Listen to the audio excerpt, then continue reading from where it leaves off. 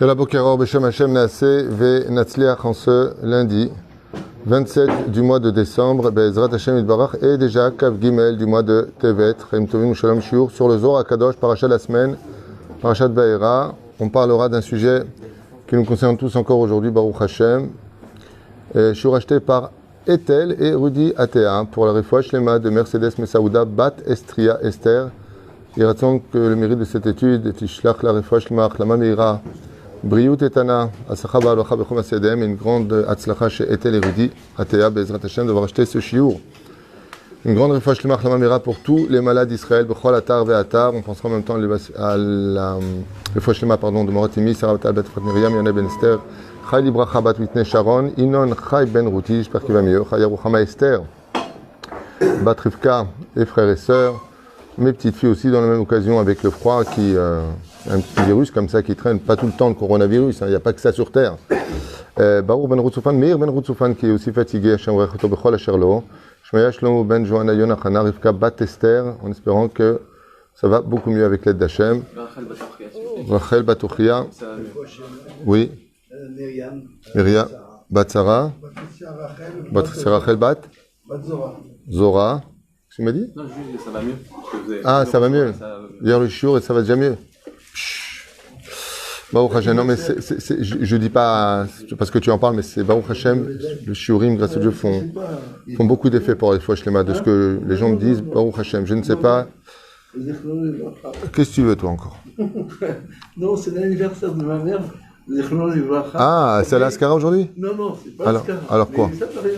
C'est pour rappeler sa mémoire. Ah, ben comment elle s'appelait? Nouna Bat Mesouda. Nouna Bat Mesouda, Ruch Hashem Tenachena Begen Aiden, Be'ezrat Hashem Dvorach. Tov. On commence notre shiur tout de suite avec une grande question. Qu'est-ce que ces deux parachutes, de parachat, donc Va'era et de parachat de Bo, viennent nous apporter avec les 10 plaies? Les 10 plaies sont toutes, mais à la Teva, elles sont toutes, comme vous le savez, au-dessus de la nature. Akadosh Baruch Hu a voulu montrer et définir par rapport à une civilisation très scientifique. Il faut savoir que l'Égypte, contre toute attente, était des Khartoumim, des gens très intelligents. Ils avaient créé des universités bien avant la Grèce. Et la ville de Khartoum, par excellence, les Khartoumim et les Chachamim d'Égypte. C'était des gens qui avaient pour principe de pratiquer la sorcellerie, donc ils connaissaient les mondes parallèles, ils connaissaient les mondes ésotériques, ils savaient qu'il y avait un système de rondement sur lequel Elohim existait. Ça veut dire qu'ils n'avaient pas de problème avec la dimension de Elohim, le Dieu qui créa le ciel et la terre, ils n'ont pas de problème avec ça, et ensuite ils ont, à l'image un petit peu de Hanor, voulu, on va dire, respecter la dimension du Tout-Puissant en nommant des intermédiaires. Cette idée-là est prise aussi dans le judaïsme. Moshe et les Rabbanim sont les représentants d'Hachem. Et même, il y a 2000 ans de cela, une religion qui a voulu prendre un intermédiaire entre Dieu et l'homme. Dans le judaïsme, dans la Torah, Dieu, quand il dit quelque chose, il le fait par la bouche de ses tzadikim. Quand on voit un tzadik pour avoir sa réponse, on prend da Torah. C'est pas le tzadik qui parle lui-même, c'est ce que la Torah lui a transmis. Qu'est-ce qu'on fait à l'époque, ces civilisations-là? Ils ont pris tout simplement des intermédiaires, mais qui par contre allaient dans le mauvais sens de ce qui viendra de l'idolâtrie, c'est-à-dire créer des intermédiaires pour représenter Dieu, qui à la base était une idée plutôt acceptable. Prenons un exemple un petit peu grossier du judaïsme. Quand on rentrait dans le Saint des Saints pour parler à Dieu, on avait quoi en face de soi? Deux chérubins, je veux dire deux statues d'or. Pour mettre un petit peu les choses dans leur... Quand les enfants d'Israël se retrouvent malades et piqués par les serpents, leur seule façon de guérir, c'est de regarder un serpent d'airain qui fait je sais pas combien de mètres de hauteur. D'accord ? Tu regardes une statue et tu guéris. Donc faut remettre un petit peu les choses dans le contexte. Bien sûr, c'est strictement interdit si c'est pas une ordonnance divine, mais dans le cas échéant, il faut savoir que l'Égypte, eux, avait créé des dieux qui leur permettraient de pouvoir agir dans leur débauche morale. C'est-à-dire que l'histoire du mouton, l'histoire du Nil, l'histoire de Pharaon qui se prenait pour Dieu, comme un des pays les plus virulents dans ce domaine, ça a été la Thaïlande et la Corée, par exemple, du Sud, pour ceux qui ne savent pas, où ce sont les pays où il y a le plus de sectes au monde. C'est fou. et avec des milliers et des milliers d'adeptes. C'est impressionnant de voir des gens qui se disent être le Messie et d'avoir tout de suite des adeptes. Ouais, il est là, c'est lui.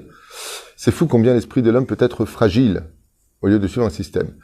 Et donc, quoi qu'il advienne, pour la civilisation égyptienne, on avait expliqué la dernière fois pourquoi est-ce que Pharaon, lui qui était si intelligent que ça avec ses khartoumim, n'ont pas trouvé que son rêve des 7 vaches obèses qui sortaient grâce du Nil fut dévoré par des vaches qui étaient maigres et que le blé si imposant était dévoré par des épis de blé fétiches et maigres, parce que pour eux c'est pas possible qu'il y ait la famine, puisqu'on a le Nil, donc de façon rationnelle. Quand tu as de l'oseille sur toi et que tu as ton coffre qui est plein de nourriture, tu vas pas dire je vais crever de faim. Le mec il a son compte bancaire qui est plein, on va lui dire tu sais tu vas être ruiné. D'accord, mais il est plein mon compte bancaire et j'en ai tellement d'argent que même Dieu ne pourrait pas me ruiner. Pour lui, il a des trilliards et des trilliards, il a des hôtels, il a. Il dit même s'il frappe ce camp-là, il pourra pas frapper. Et à part ça, même si c'est le cas, je vends 3 châteaux et j'ai de l'argent. C'est comme ça que Pharaon comprenait les choses. Comment tu peux me parler de famine? De quoi tu parles? On a le Nil, on n'a pas besoin d'eau, il pleut pratiquement jamais en Égypte. On n'a pas besoin d'eau. La sécheresse dont tu parles, elle est pas logique. Pourquoi? Parce qu'ils acceptent le côté que 2 et 2 font 4. Ce sont des gens qui sont très cartésiens et on le voit dans le langage. Pourquoi est-ce que tu déranges ce peuple? Il n'a pas fini son tikkun. Dieu, il a dit 400 ans. Moi, je respecte Dieu, il dit Pharaon. Pas de problème. Seulement, la multiplication des enfants qui allaient bien au-dessus de la nature a rattrapé les 190 ans qui manquaient. Par exemple, je dis n'importe quoi, si de façon naturelle, pour les 400 ans, il y aurait dû avoir 200 enfants qui vont naître par an pour l'esclavage qui était prévu, là, ils vont naître 6 enfants de plus. Ça veut dire, 4 enfants de plus. Donc, on passe à un taux de personnes qui travaillaient, qui ont amplement dépassé les 400 ans par rapport à la production exigée par le tikkun d'Avraham Avinu dans le Brit Ben Ametarim. D'accord? Mais la reine Bezrat Hashem Itbarach, les 10 plaies viennent donner un renouveau à l'Égypte à un tel point qu'ils vont dire Etzba Elokim Hi, on ne comprend pas, on ne connaissait pas cette façon de gérer le monde de Dieu. Parce que Dieu a créé un monde de telle façon à ce que si tu donnes un coup à une personne, il a un hématome. Si tu travailles pas, t'as pas d'oseille. Si tu sautes pas par rapport à un puits, tu risques de tomber dedans. Les choses sont naturelles. Le mec il vient et dit regarde, ça vient d'Hachem, je vais couper la branche, elle va tomber par terre. Oui. Ça vient pas d'Hachem, ça vient d'Elohim. Le rondement du monde va selon un système très cartésien. Il faut savoir que dans le judaïsme, dans la Torah, c'est une très très très très lourde marloquette à savoir est-ce que tout vient d'Hachem ou est-ce que le système naturel gère le monde. Le mec il dit je vais pas travailler, je vais rester dans ma chambre, je vais rien faire de ma vie, l'argent va venir jusqu'à ma porte. Qu'est-ce qui va provoquer cet événement ou pas? Ça dépend de comment tu es toi dans ta vie. Est-ce que tu as du bitachon ou est-ce que tu as de l'aïmouna seulement? Quelqu'un qui fait sa ishtadout et qui va faire, en fin de compte, il compte sur lui, alors il faudra qu'il aille travailler pour. Celui qui a bitachon atzmi amiti comme Rabbi Shimon Bar Yochai, eh bien lui, même dans la grotte, il va dire à Dieu, donne-moi à boire et à manger. Donc, les choses étaient déjà présentes, le kikayon qui va, le etz karouv, Harouv qui va grandir, il était déjà là, préparé. Et pourquoi il a eu le mérite de le voir? Parce que il vivait avec Dieu qui est au-dessus de la nature. Et donc, on peut dire que le bâton qui se transforme en serpent dans la Torah, c'est un événement pour Pharaon, mais qui reste constamment dans un bras de fer avec Moshe Rabbeinu. Pourquoi? Parce que quand il prend un bâton qui fait partie du végétal, qui se transforme en animal, donc un degré supérieur, eh bien, c'est quelque chose de surnaturel. Et Pharaon, on verra que pour les 3 premières plaies, va se rire des plaies imposé par Moshe Rabbeinu pour la simple et bonne raison, c'est qu'il dit mais tu plaisantes ou quoi? Alpi Teva, on peut le faire. Aujourd'hui, si vous voyez les tours de magie qui se font, cette prestidigitation de très haut standing, on a l'impression vraiment que c'est surnaturel. C'est-à-dire, quand tu viens dire qu'il y a un mec il y a 2000 ans qui a marché sur l'eau aujourd'hui, il y en a plein qui le font au Japon, aux États-Unis, ils marchent sur l'eau avec des effets incroyables. Et même on le voit dans les émissions quand ils font les magiciens qui viennent aujourd'hui, qui viennent avec les bras nus. Tu sais, avant tu disais c'est dans ses manches. Les bras nus, ils te sortent des dizaines de jeux de cartes. La femme qui arrive habillée en robe noire et elle change en espace de 2 minutes à la montre de 15 robes différentes. À un tel point, je te dis, mais comment elle a le temps de changer? Elle se retourne, elle te montre bien que la robe est posée sur elle. Comment c'est possible? Alors quoi? Alors Moshe Rabbeinu serait venu, il aurait dit, regarde, Majel Abia, elle est blanche, maintenant elle est noire, maintenant elle est rouge, maintenant elle est bleue. Oh là là, punaise. Ouais, bravo. Hein, tu vas passer où? À Guinness. Maud Manienne. Et donc, c'est ce qui se passe. On voit dans le comportement de Moshe Rabbeinu qu'il est un petit peu dérangé par Pharaon, qui lui dit quoi? C'est ça ton tour de magie? En fin de compte, à la 4e plaie, qu'est-ce que concluent les magiciens d'Égypte? Eh bien, que Moshe Rabbeinu est le plus grand magicien de tous les magiciens. Chazak ou Baruch.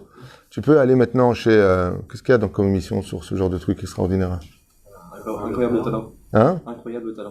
Incroyable talent, voilà, c'est ce qu'il va lui dire. Tu peux aller maintenant à Incroyable talent. Moshe Rabbeinu, il a une super baguette magique, un bâton, hein, c'est pas la petite baguette de Harry Potter, et il fait des grands tours de magie. C'est un grand prestidigitateur. D'accord? Et on verra que les plaies, en fin de compte, petit à petit, Be'adraga, vont commencer à faire comprendre aux Égyptiens que Behemet Michamocha Ba'ilim Hashem, qu'il existe une situation où la nature se met à obéir à Dieu. C'est-à-dire que malgré le fait que Elohim ait lancé le rouage de la création du monde et de son système immuable, t'es malade, va chez le médecin, pas photo, eh bien, il peut y avoir quelque chose de plus grand que cela, c'est celui qui détient la Torah. Et Moshe Rabbeinu, au Har Sinaï, va rencontrer Hachem, et non pas sur une autre montagne, pour faire comprendre que celui qui va chercher la Torah, même sans la voir, il va chercher la Torah, il peut déjà changer la nature dans le monde du dit surnaturel pour les hommes, de façon où 2 et 2, ça peut faire 5 maintenant. D'accord? Et on voit qu'Akadosh Baruch Hu, petit à petit, va éduquer l'Égypte à accepter cette idée que la nature peut obéir à l'homme si l'homme représente réellement Hachem, c'est-à-dire si l'homme vient avec la Torah. C'est clair jusque-là? Le Zohar HaKadosh, puisqu'on va étudier du Zohar maintenant, va nous donner une autre approche de ce bâton qui va se transformer en serpent. Pourquoi un bâton qui se transforme en serpent? Et il dit que pour nous, Rabbi Shimon Bar Yochai, donc c'est Rabbi Shimon Bar Yochai qui va Patar Ve'amar, à propos de Habakouk, nous dire que pour nous, on sait très bien que le peuple d'Israël, par exemple pour tous les historiens et beaucoup de philosophes, quand ils parlent du peuple d'Israël, disent que ce peuple n'est pas un peuple conventionnel, ce n'est pas un peuple comme les autres peuples. C'est pas un peuple normal. Pour vous donner un petit exemple qu'on a déjà donné dans plusieurs shiurim, tu prends un Français qui s'installe aux États-Unis, après 4 générations, il n'y a aucun souvenir de la France, quoi. C'est un pur Américain.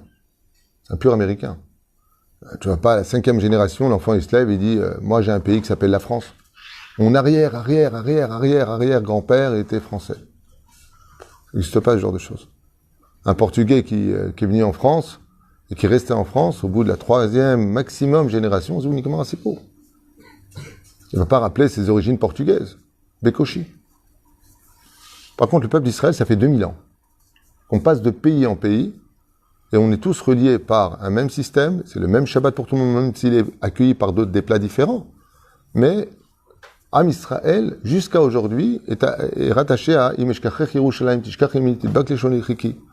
On est tous attachés à notre terre et dans le cœur de chaque juif, on sait très bien que notre capitale, c'est Jérusalem. Et quand on prie du monde entier, peu importe quelle tendance nous représentons, on se tourne vers Jérusalem. C'est-à-dire que chaque juif sait que, à travers ces 2000 ans, on est toujours Am Israël. Hein, les Grecs n'ont rien à voir avec les Grecs d'aujourd'hui. Les Italiens, vous croyez quoi, que c'est les Romains de Vercingétorix? Les Babyloniens, la grande Perse. Il n'y a plus de rapport avec ça. Ce sont des nations qui ont été décimées. La reine, Am Israël ou Mea la Teva. C'est un peuple qui est au-dessus de la nature. C'est un peuple qui est capable de renaître de ses cendres. C'est un peuple qui, normalement, après la Shoah, aucun juif faisait, ça aurait dû être la fin du judaïsme. Le judaïsme n'a jamais autant brillé qu'après la Shoah. Il y a une revendication du judaïsme, de fierté, des Irgunim, de l'État d'Israël qui s'est élevé. Et la Magen David qui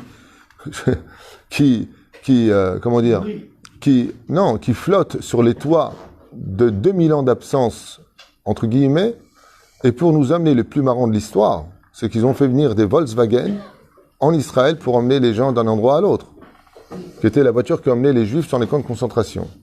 Le Volkswagen, une marque a été créée par Hitler lui-même, à l'époque du Reich. C'est-à-dire qu'on est capable de dire, c'est avec ces mêmes fours que vous avez voulu ceci et cela. Il y a même, je crois, un mouvement Lubavitch qui avait allumé la menorah de Hanouka en face d'un...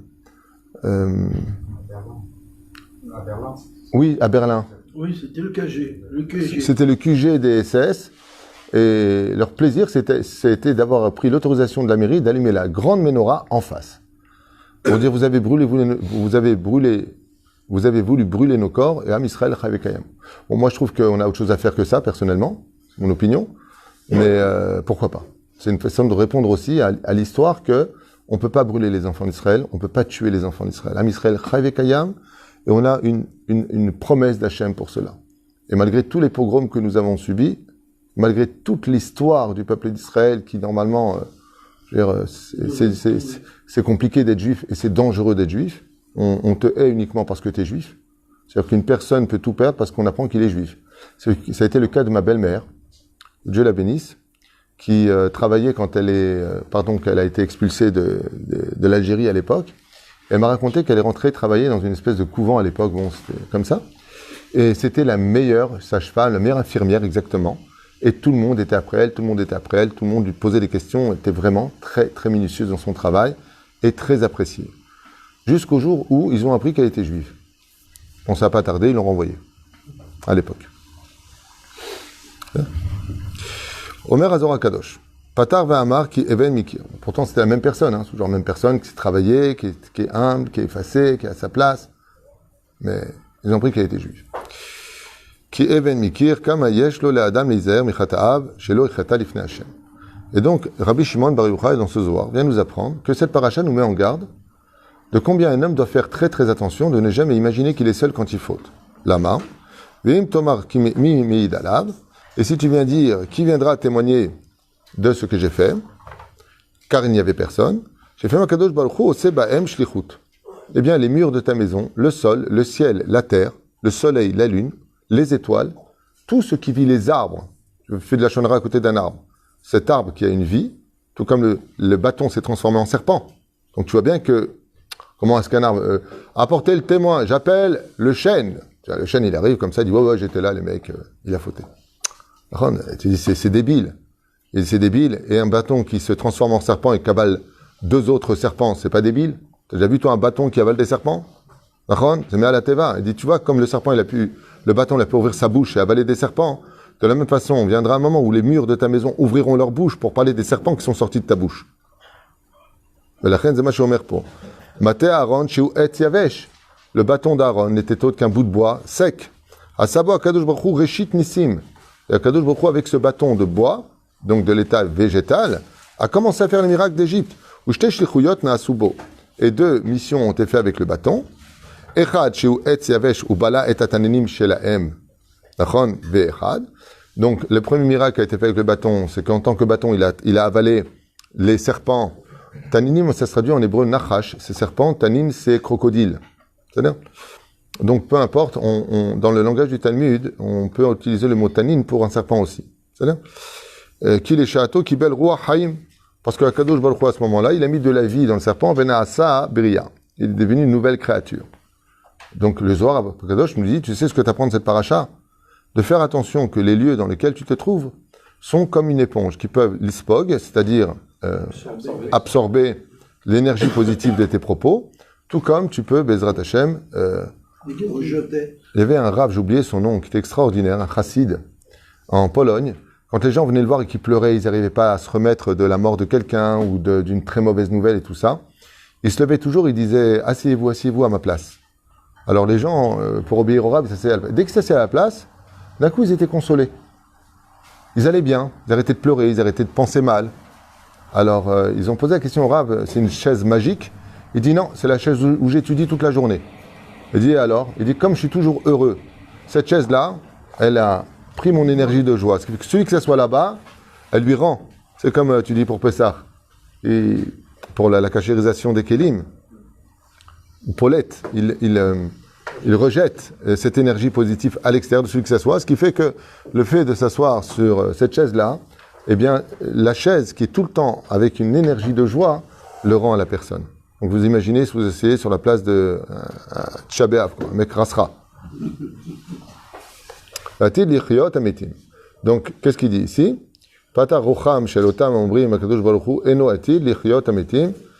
Et donc, vous savez que le principe fondamental de la Torah, en première mission, on a vu quoi? Que le bâton est capable d'avaler les choses. Et la deuxième chose que vient nous enseigner ce bâton, dit Zohar HaKadosh, est merveilleux. Mamash Meod Yafé. Il dit qu'il y a des gens qui disent qu'il n'y aura pas de résurrection des morts. Quand on est mort, on est mort. Personne ne s'est jamais relevé. Asba, Zohar HaKadosh, il te dit, et depuis quand un bâton sa vie? Depuis quand un bâton, sa vie? Depuis quand un bâton peut se transformer en serpent, qui redevient un bâton qui est capable d'avaler des serpents? Maintenant, Meralzé. Arrête, ça s'est fait devant des milliers de témoins oculaires. Ça, c'est dans la Bible, c'est dans la Torah. Tu vois bien qu'ils ont tous vu que le serpent de Moshe a avalé.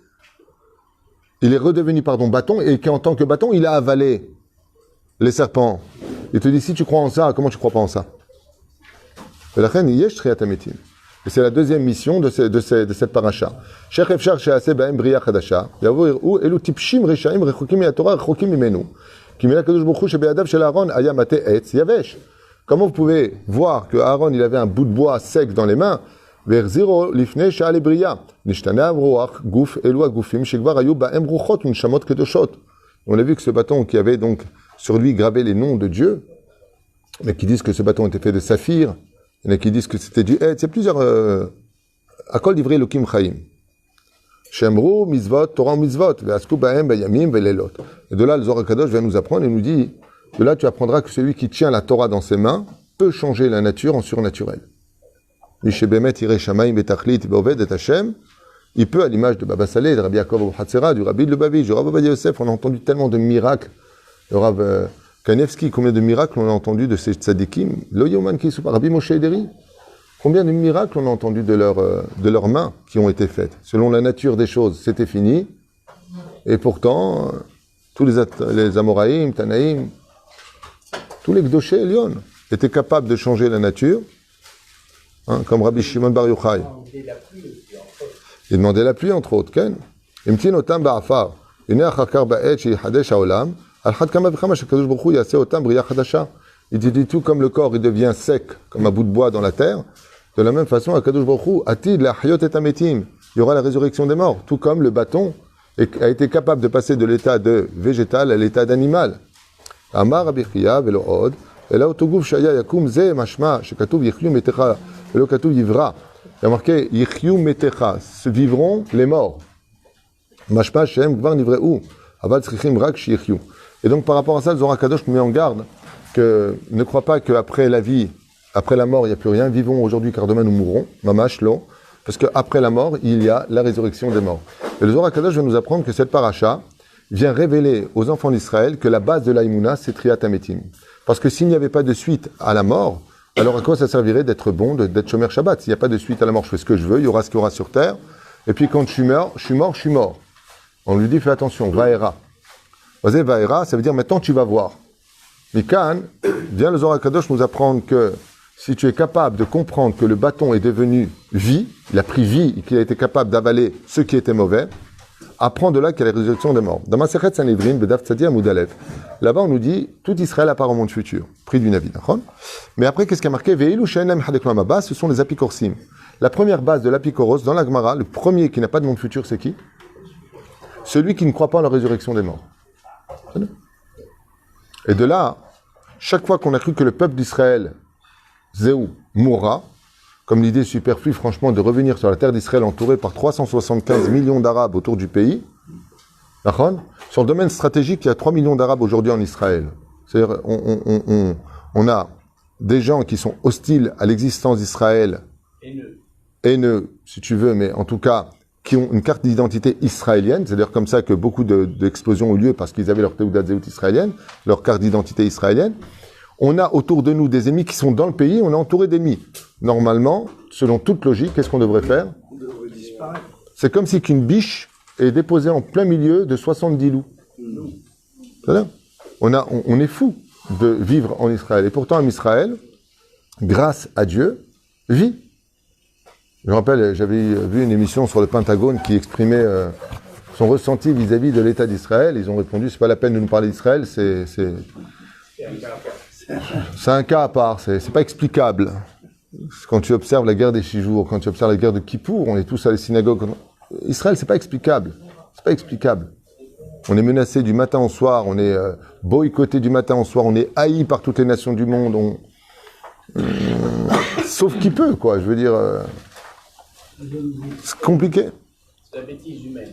Abba l'Akadosh Baruch Hu, Berachamim Agdolim, il est capable de faire d'un Etz Yavesh Triyat HaMetim. Le bois qui a servi à allumer les fours crématoires a donné vie au peuple dans son existence, dans la fierté d'être juif, à part malheureusement quelques individus qui ont eu tellement peur de la Shoah, qui ont été choqués, qui ont été dégoûtés, qui ont eu cette question en disant « mais Dieu nous a abandonnés » et autres. Il y a eu des cas comme cela. Dans l'ensemble, Am Israël, Baruch Hashem, a relevé l'étendard de la Torah et des mitzvot. Et c'est ce qu'il dit à propos de ce verset-là.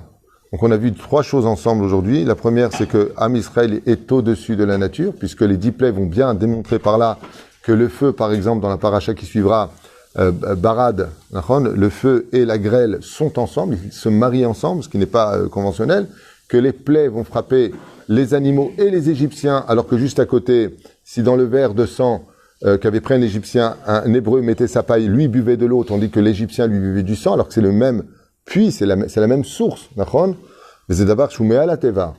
C'est quelque chose qu'on ne peut pas comprendre. Si dans le même endroit, j'ai une chose, elle est valable pour toi et moi. Quand on dit quand il pleut pour tout le monde, et quand il fait beau pour tout le monde. Le soleil ne va pas taper sur toi et pas sur l'autre. Comme ce fut le cas de Yona.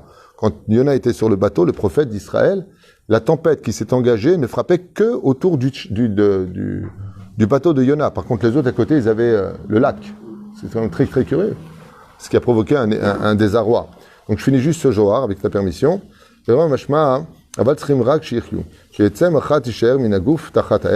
donc si la personne se dit oui attends là il y avait quand même un bout de bois pour le faire vivre, de là vient le Zohar et nous promet que nous avons l'occiput, c'est-à-dire ce petit os qui restera pour l'éternité, qui est indestructible, et que Bezrat Hashem les atid lavo à la fin des temps, de par ce bout de bois qui est devenu vie, de la même façon les enfants d'Israël revivront à la fin des temps. C'est pour ça d'ailleurs que la Torah, comme je vous l'ai déjà expliqué dans d'autres shiurim avec l'aide d'Hachem, le peuple d'Israël fait beaucoup plus attention où va être enterrée une personne que le vécu de la personne. Très souvent, même, on pourrait dire qu'on sait qui était la personne par rapport à là où il est enterré. C'est très souvent, l'indicatif de l'enterrement indique qui était la personne. Pourquoi de tout temps, on est pris comme le bouc émissaire jusqu'à présent? Pourquoi de tout temps on est pris comme le bouc émissaire jusqu'à présent? On est toujours, le juif est toujours ciblé, toujours persécuté, toujours les pogroms. C'est une bonne question que tu poses, je voudrais répondre. Depuis Pharaon jusqu'à maintenant. Depuis même avant Pharaon. À l'époque d'Abraham, on était persécuté. Abraham le pauvre, il a dit je suis juif, ils l'ont mis au four crématoire. Première épreuve d'Abraham, ils l'ont jeté dans la fournaise ardente, non? La réponse est simple, c'est que nous avons d'abord et avant tout une vérité. Quand tu prends une vérité dans le monde du mensonge, tu haïs par tout le monde. Par exemple, tu regarderas aujourd'hui que tout celui qui dit des vérités à la télévision est condamné tout de suite, amendé et mis en prison. On n'a pas le droit de dire des vérités. C'est la première chose. Le peuple d'Israël est un peuple de vérité. Torah temet natanani. Alors, de vivre dans un monde de mensonges, avec une lumière, une lumière dans l'obscurité, tu crées 2 choses. La haine et la jalousie. Pourquoi? Toi, tu as la lumière et moi, je ne l'ai pas. C'est pour ça que quand tu regardes les autres religions, ça commence, et M. Lévy, qui est professeur de philosophie, pourra t'en parler en long et en large, parce que je pense qu'il est très bien placé pour le savoir, c'est le remplacement d'Israël. Donc, si ces religions ont remplacé Israël et que Israël existe, on dérange. Par exemple, Ashmadai, roi des démons, s'est fait passer pendant 7 ans pour le roi Salomon. Quand le roi Salomon est revenu après ces 7 ans de galère, où il a vraiment trimé de ville en ville pour rejoindre son trône, jusqu'à ce que ce soit Bathsheba qui ait confirmé que c'était lui, le roi Salomon, et pas Ashmadai, résultat des courses, quand l'imposteur voit le vrai venir, il dérange. Donc, comment tu veux que... Un petit exemple, qui n'est pas une insulte, mais la chrétienté dans le Nouveau Testament dit « Nous sommes le nouvel Israël ». Alors, si vous êtes le nouvel Israël et que nous, on est Israël, alors vous êtes qui?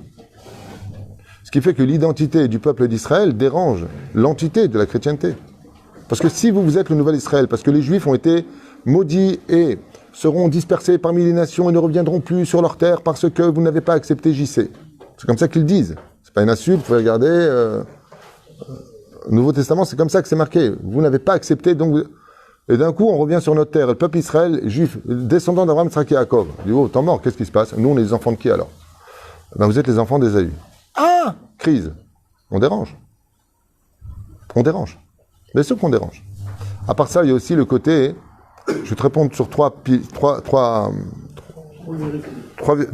vérités. Toda Rabba pour l'avoir dit, mais c'est sûr que c'est une vérité.